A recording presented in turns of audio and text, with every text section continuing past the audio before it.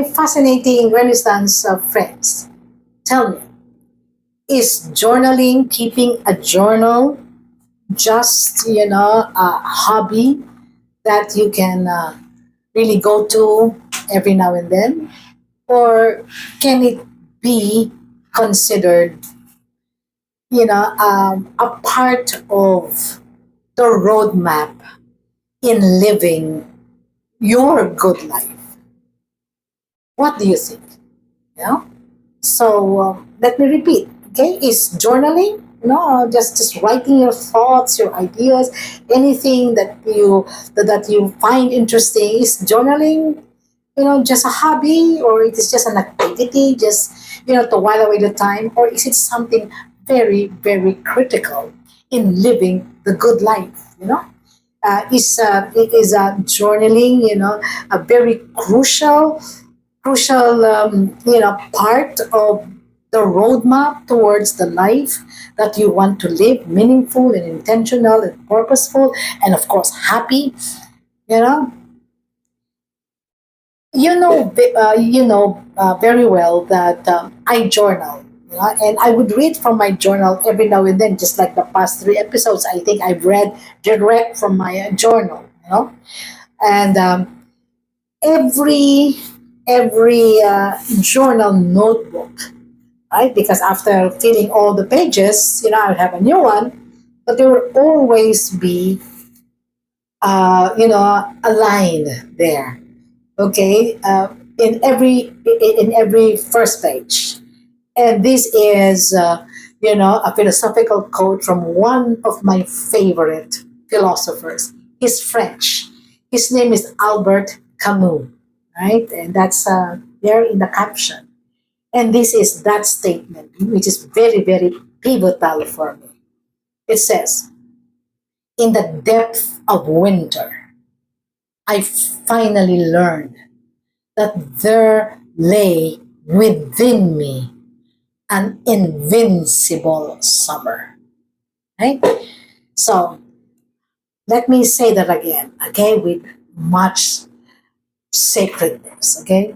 In the depth of winter, I finally learned that that lay inside me an invincible summer. So this is where I got, the idea of for this YouTube channel, even the title, okay, my season of life, the autumn of our life, season. So you're talking about the depth of winter, and then you have an invincible summer. Okay, so let's be philosophical about this, okay? Let's treat it more than just, you know, a physical season, where winter you have snow and summer you have sun, sea, and sand. You know, I guess when we say winter, it's really cold, lifeless. What else? It's hibernation. It's just no activity. And when you say depth of winter, it's really bottom. It's a skid row. Hope is gone. And all frustrations, all negative things surrounding us.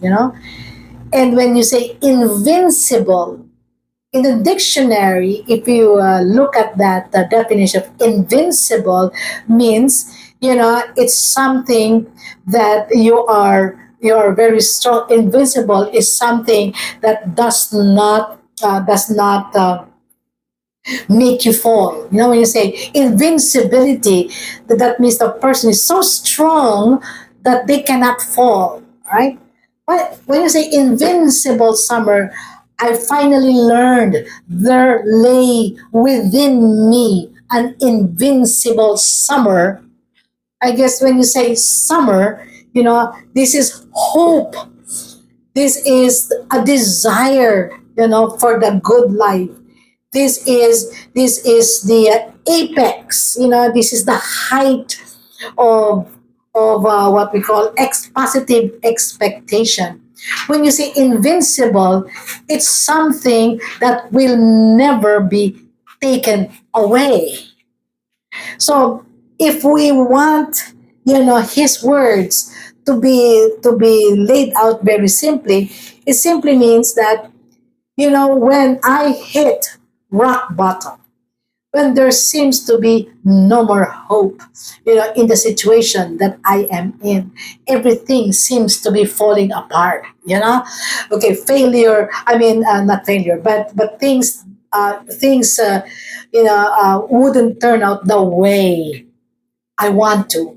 During those days, rock bottom, I realized that there is an invincible summer within me. That I realized that my hope cannot be quenched by any negative, horrendous thing that happens. Okay, my hope will never be quenched. I will. There will always be. There will always be the pot of gold at the end, of the rainbow. There will always be sunshine, after the rain. There will always be heaven, after going through hell. I guess that's what this statement means. That's why it's so important to me. Well, if we are in the autumn of our lives, isn't it? I am living in the autumn of my life. So, which means I have been through a lot of things that when you discover, right, that you would think, oh my gosh, Miss Malu, how were you able to even get out of that depth? All right, the depth of despair. How? Well, okay, the discovery of an invincible summer. Again, when you say invincible summer, there's got to be a basis. Where is my basis? That no matter how dark life becomes, no matter how the dark night of the soul, okay, how many times the dark nights of the soul would visit me, there will always be, the light at the end of the tunnel. Well, for most people, their anchor could be anything. It could be their dream. It could be a good anchor because they refuse to let the dream die. Okay, it could be enthusiasm. It could be what? It could be it could be the willpower to survive and live. For me, there is only one anchor, and that is my faith in a higher power. That that I was created by a creator, who is definitely a lot more powerful, than any other power on earth. He created me. He created the world. I did not come, from a breed of monkeys. Okay, I was created for a purpose, and until that purpose, is met, the life, the struggle is all worth it. And it's just really a beautiful anchor, a faith that gives meaning to everything, both the highs and the lows of my life. Okay, so and from Albert Camus, let me share with you something also. Okay, blessed are the hearts that can bend, they shall never be broken. Okay. The first thing I think about here is what? The bamboo, isn't it? The bamboo is the thinnest and the weakest looking tree, if you can call it a tree. I'm not sure. Okay. But even the worst of winds cannot break it. Why? Because it bends with the wind. It does not fight the wind, it bends with the wind. So after all the storm, it rises up again, as tall, as it can be. So when you say here, blessed are the hearts that can bend, meaning the hearts that are soft, They can go through a lot of difficulties and trials and still not lose hope. You know, if you have read the book by Viktor Frankl, Man's Search for Meaning, is a beautiful book. We studied that when I was in a college philosophy class. Okay, and he was tortured. His family was incarcerated during the Nazis. You know, he survived. What made him survive? You know, he sought meaning, okay, behind all the torture in the concentration camp. So it's man's search for meaning. The moment you have that meaning still alive in your life, no matter how how deep you will still rise up. And that search for meaning and the meaning in life and the faith as an anchor is the one that still keeps me hopeful of the future, no matter what the outside world looks like. Okay, guys. So, um, I would just like to give you a closing thought here, okay, about philosophy. So, philosophy begins in wonder. You start asking, you start questioning, isn't it? And it ends in understanding. Yes, okay, again from Seneca, our ancient Greek philosopher. So philosophy, just to end this properly, philosophy is not something extra. Nice to have, nice to have. It's how we live better, think deeper, and love wiser. It is a crucial part of life. It's not just a book. It's not just learning. It is not just these quotes.